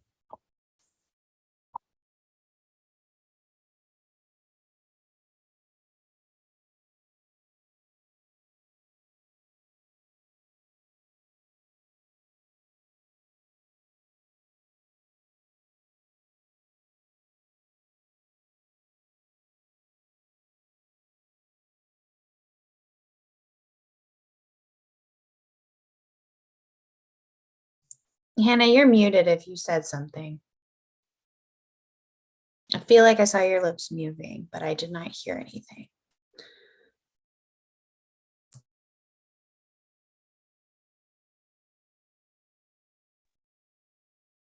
Okay, so Amy, I see your hand raised. I was just going to offer to Logan that over the years we have done, often through the KSA-UIC, the Kansas Association for the Education of Young Children, we have done a lot of advocacy types of trainings and had like an advocacy day. We've leaned heavily on Kansas Action for Children, and over the years it's been Amanda Peterson and Mitch Rucker and John Wilson, in their various roles there. So we have done that, and we have offered KDHE approval, and so I know that those have been approved and done over the years, but often in conjunction with KSA-YC functions, because that advocacy is a piece of what NACE values, and so that's something that we do a lot through that organization. Sorry about that, guys. I don't know if you've all been part of the trauma of me getting a new laptop. They said it was going to be great. It has not been great, so I freeze periodically. This is a great segue. So we have a little under 10 minutes left, and many of you have been part of the career pathway, the feedback sessions, where we were asking for information about existing workforce credentials, and those can be Kansas specific, they can be national. Is there anything that we are missing? So at this point, we of course have the CDA. NAFC accreditation is represented on the pathway. We have the provisional director's credential through KSA-UIC. We also have the national aim for excellence. Is there anything else? Are we missing any credentials that the workforce rely on or are very interested in that we could align to the pathway and incentivize?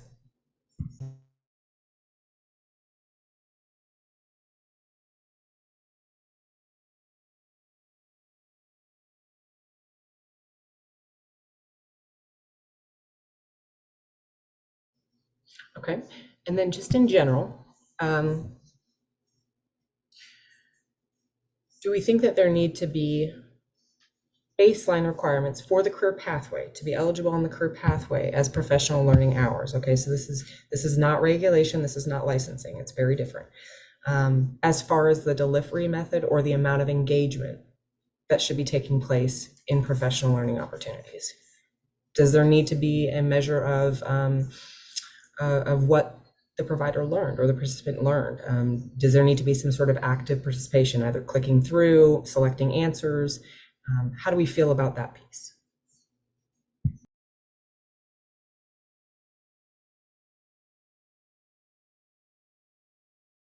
Go on ahead, Amy. Yeah, I would just defer to Child Care Aware and Casito. I mean, they do so much of the virtual training as well as face-to-face training that they've already got objectives and measures of learning in place. So I would certainly go with what they have found to work for them.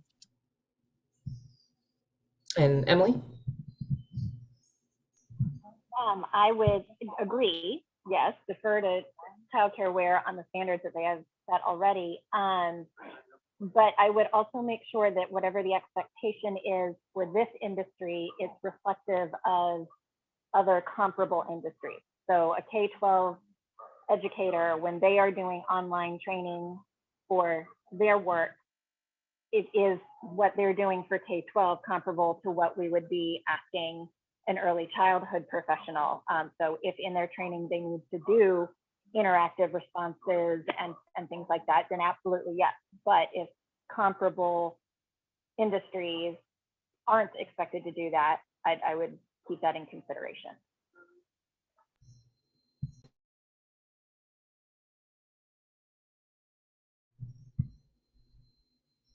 Reba? I was just going to add, I think that interaction that happens is one of the ways we learn and retain information. And if all you have to do is sit in front of your computer and listen to a webinar without that interaction piece, we might as well go back to books and videos, because there's no application conversation that happens. So, and I am not saying that listening to webinars is not helpful, and I'm not saying that books aren't helpful. We all learn lots from those kinds of activities, but I don't think that necessarily translates into approved continuing education hours.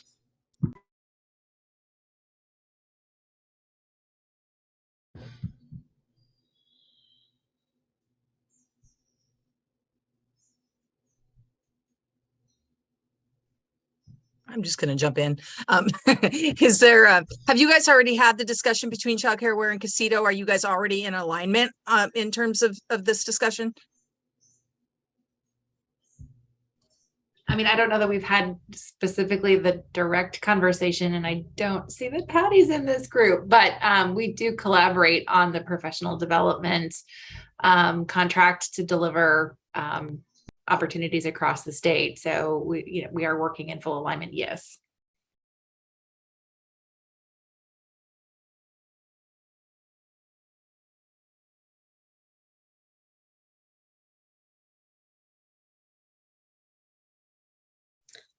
I also just want to add that those practices are also rooted in best practices. So, and research and evidence-based practices.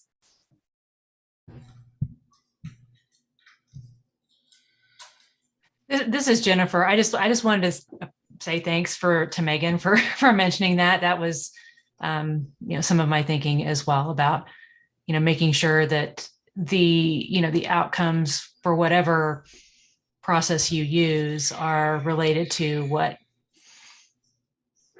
the evidence in the field is showing as being effective. And so and then thinking about how you're measuring participants' growth is important from an evaluation. I mean, I look at things from that evaluation research perspective, and so which may not, I mean, in some ways may be relevant here, but think it's an important thing to consider.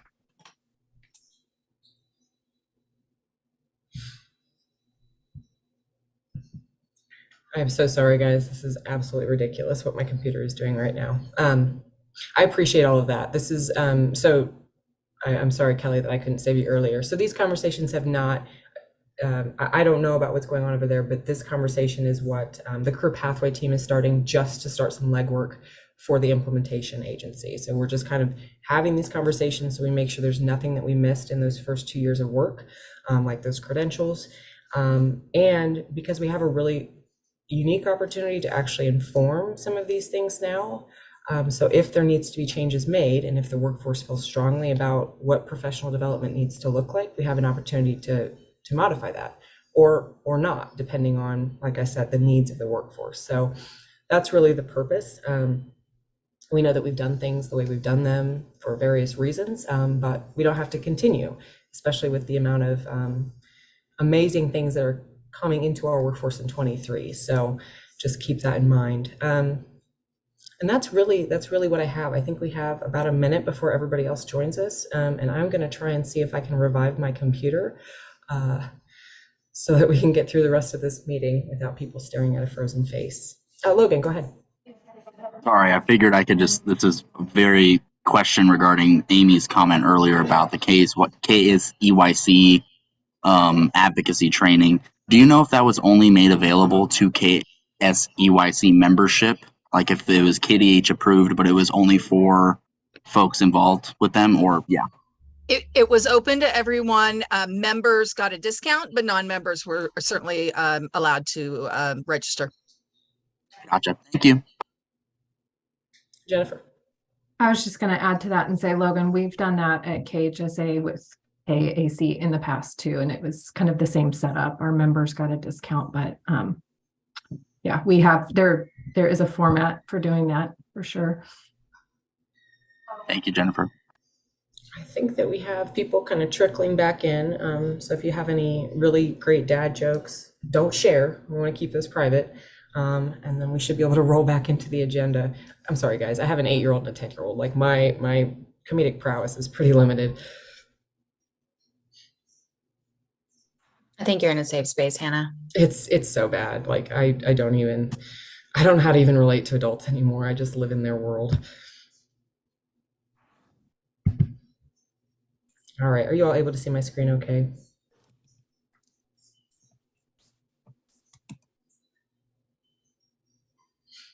It gets weird on the other end, Hannah, when all your kids are over 21 and you're asking them if they need to potty.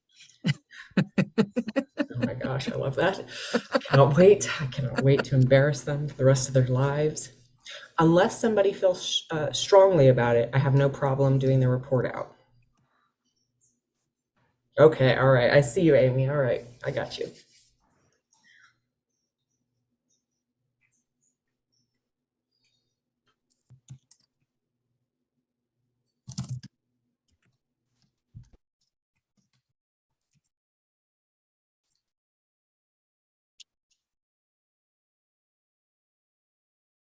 Okay, so I think we have almost everybody back. And so we will go on ahead and now have our report outs from our work groups. And so I believe, Hannah, you are going to be the spokesperson for the combined group that just met. So please go ahead and share with them.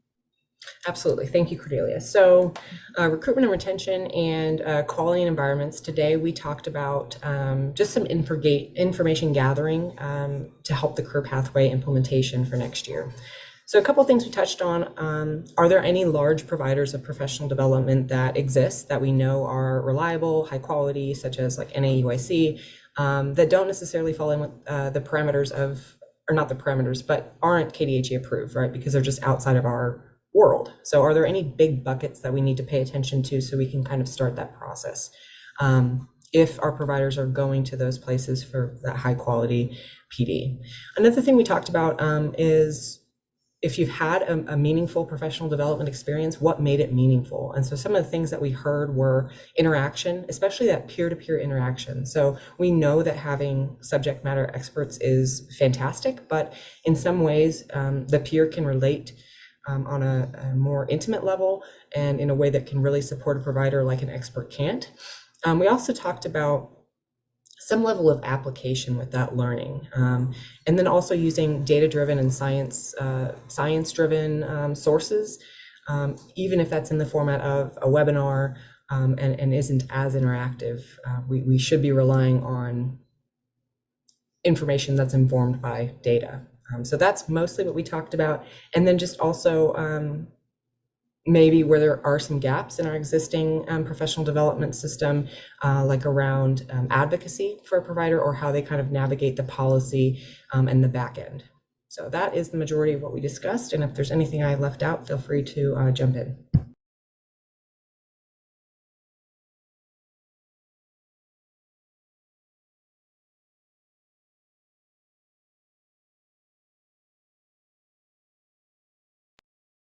Okay, so it sounds like that was, you've captured it all, Ms. Hannah, and so thank you. And so now we will have a report out from our family navigation work group.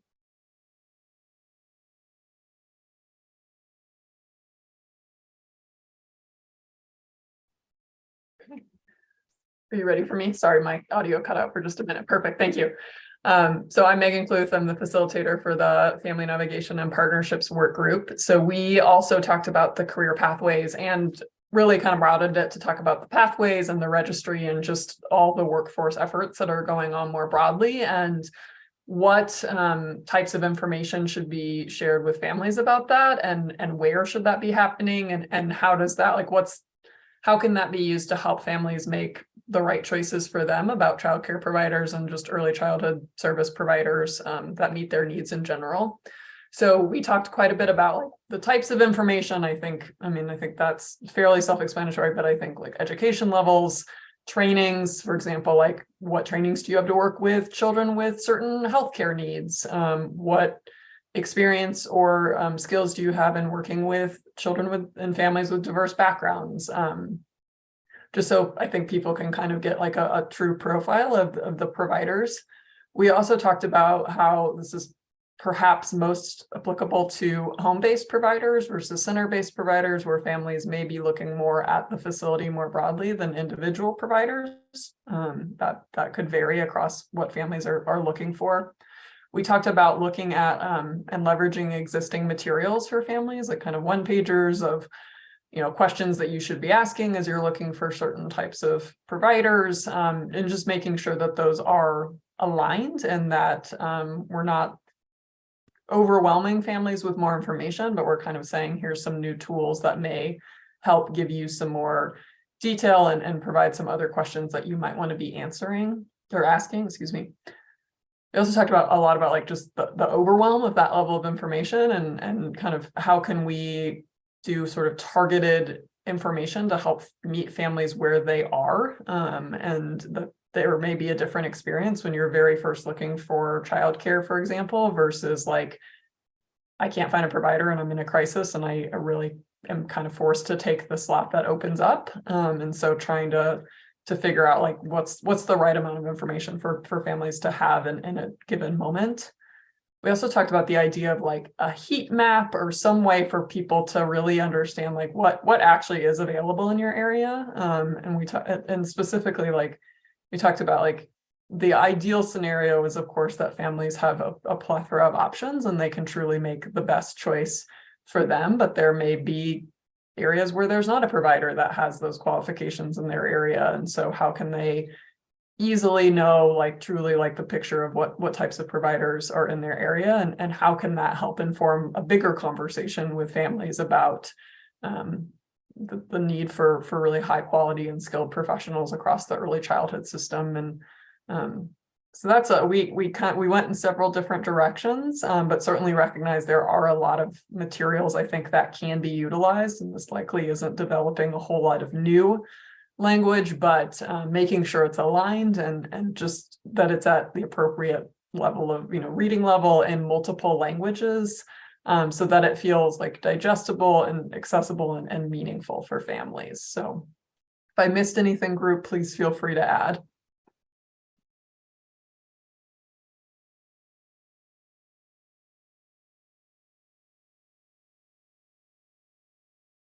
Well, it's great to hear the breakouts from the groups and all of the discussions or whatnot that are happening. So thank you both for your reports. So bright spots, would anybody like to share wonderful news or things that are happening either within your program or in your community?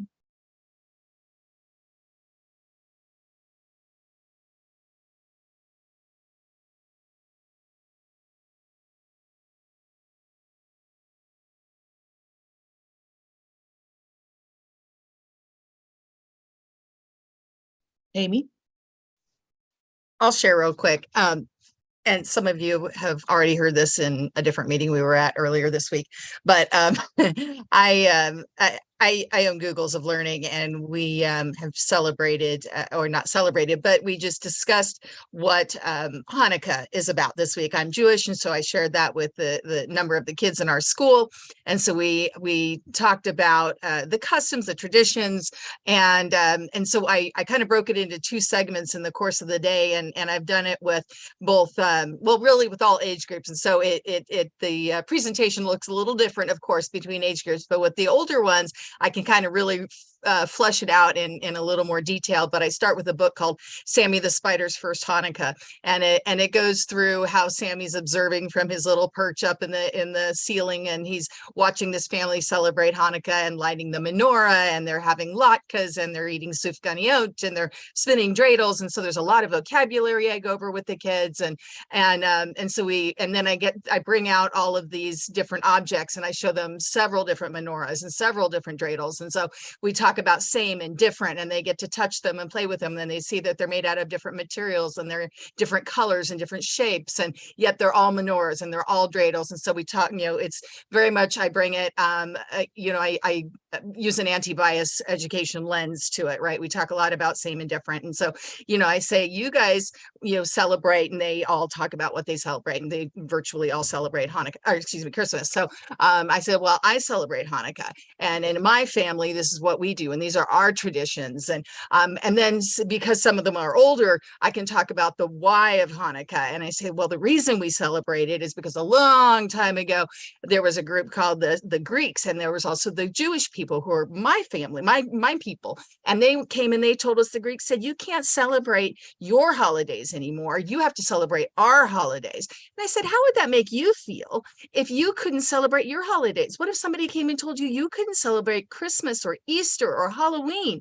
And they just looked at me, and one of the kids said, that would not be good. I said, right, do you think that's fair? And they said, no, that's not fair. And so, and we do a lot of work with anti-bias education. So that was really goal number 3. That was being able to recognize when something is not just or fair. And so, so I went on to tell them, I said, so the Jewish people just stood up for themselves, and they said, no, we're not going to do that. We're not okay with that. We are going to continue to celebrate our holidays, and that's going to have to be okay with you. So we talked a lot about, it's got to be okay, right? We have to be accepting of what everybody else does, and that's just got to be okay. And so then we got to learn how to use the dreidel. We used a lot of fine motor skills with our fingers, and we talked about how to spin the dreidel and do all of that. And then I came back later in the afternoon, and I served them latkes, the potato pancakes, and sufganiot, which are jelly donuts. And so they got to get to taste that. We played some Hanukkah songs off of YouTube, and they got to listen to the Hanukkah songs. And then we did a little math. We made a little graph with who liked to dip their latkes in applesauce or sour cream, which is traditional custom for our meals, who liked both and who liked none. So we had our 4 columns, and we wrote the names down in it, and we talked about that. And so we just had a really, really wonderful experience with all of the kids, and they all loved Hanukkah, and it was just the best. So it was definitely been a bright spot for me. I've got a couple more classrooms coming up next week, so I'm trying to do every classroom in the school, but it kind of takes me the better part of a day to get through all of it. But they're engaged, and they're learning something, and they're able to know that it's 8 days and all of that. So but the fact that they can learn that there was an injustice that happened, and that the Jewish people were able to stand up for themselves and say, no, that's not right. We're not going to do that. And so I really felt like it was a worthwhile experience for everybody, and that hopefully they each took away a little bit of something from it. So that's my bright spot. Thank you for letting me share. That is great. As we are, we see now, and it's long time coming, that there's a lot of efforts in respecting diversity and learning more about others, and the same in difference, and learning that we may have similarities, but there's also differences, and how do we respect and honor those differences. I was fortunate enough to have my godparents who were Jewish, so I celebrated both Christmas and Hanukkah growing up, and so it was like a double win for me, and so it was great. But not everybody's had that opportunity, and so thank you so much for sharing. Do we have any other bright spots to share? Eldana?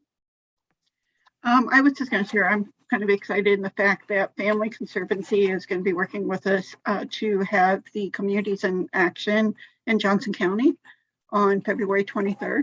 I had gotten to attend the one in Miami County and was really impressed with it, and I've been working, trying to get that brought to Johnson County, and we've had some stops and starts, and so I'm just really excited that we have it finally scheduled for February 23rd.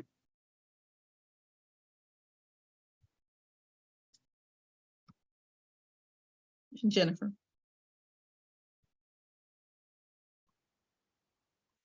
Oh, I'm sorry, Cornelia. I was just applauding Eldana. Okay, I'm sorry. I thought it was a hand raise, so I got to clean my glasses. Sorry. Any other comment? Any more bright spots? Well, I have one to share. We have, last year or maybe earlier this year, it's a big blur. I talked about a scholarship program that we have at our schools for families of children who attend our school. And so if you're new to the panel, I am with Top Early Learning Centers, and we have a scholarship program for any parent of a child who's attending our school. We do this in partnership with Butler Community College, and any parent can actually go to school and receive an associate or technical degree of their choosing, and they receive a scholarship to pay for that. And this year we actually, we're at about 40 parents now who have graduated, who started out working in fast food or working in other industries or whatnot. And, we met with them and said, what do you want to be when you grow up? And they looked at me like I was crazy. And, and they're like, okay, well, but I'm already grown. And, I always believe in life that you ask yourself that question many times, right? Because we evolve, we change. And so you should be asking yourself that question often. And, well, I can't do this. I have children. Well, so did I. And so let's go ahead and figure out what you want to do. And so this is okay. And so now we've expanded it, this past quarter actually to now include our children who have graduated from TOP, because now we have people who are in high school or about to start college. And so now we offer scholarships to help them as well, and to their parents. And so you can be a current parent or a former parent of a student who attended our school, as well as offering scholarships to our children as well. And so it's right now we have 4 kids. 3 of them are seniors actually, and they're doing a dual enrollment where they're doing some schooling at Butler and their high school program. And one of them is doing education, and 2 of them are going into nursing, and I can't remember I think we have 4. I can't remember what the other one is doing. And so, but anyhow, but it was exciting to be able to expand and to see people that are, excited about that, because I know college enrollment has been down. It's been a challenge, over the past, 3 years, because everybody's mad. And so, anyhow, but it's been, but it's great to be able to see, again, the expansion for our families and children. Any other final bright spots? Okay, if none, for our upcoming meetings, all of our meetings will continue to be via Zoom. We have the Children's Cabinet and Trust Fund meeting, which the next meeting is going to be on Friday, February 3rd from 9 to 12. Our early childhood group meeting dates for the 2023 school year are going to be I guess going to be as an as-needed basis. So they are going to make a change to that. They're moving away from bi-monthly regularly scheduled meetings, and will provide updates about early childhood group meetings through the all-in emails that are sent out. And so if you are, so just, be on the lookout or whatnot for that, because that's how they're going to give updates or whatnot. And so we'll be using this channel to provide specific presentations or whatnot to support what's happening within the early childhood system. The next early child recommendations panel is going to be Friday, January 20th from 9 to 11:30. And so thank you guys for an amazing 2022 school year. I do think it was a great way, again, to end our meeting and just looking at all of the great things that are happening across the state this year. I hope that you all have a wonderful holiday. Stay warm. I guess it's going to get a little bit chilly, out coming soon. And so I hope that you have lots of time to spend with people that you love, and that you laugh and find some time to take care of you and just relax and do nothing. Like find some days where you do nothing. And, that's actually a good thing. And so thank you all again. And I look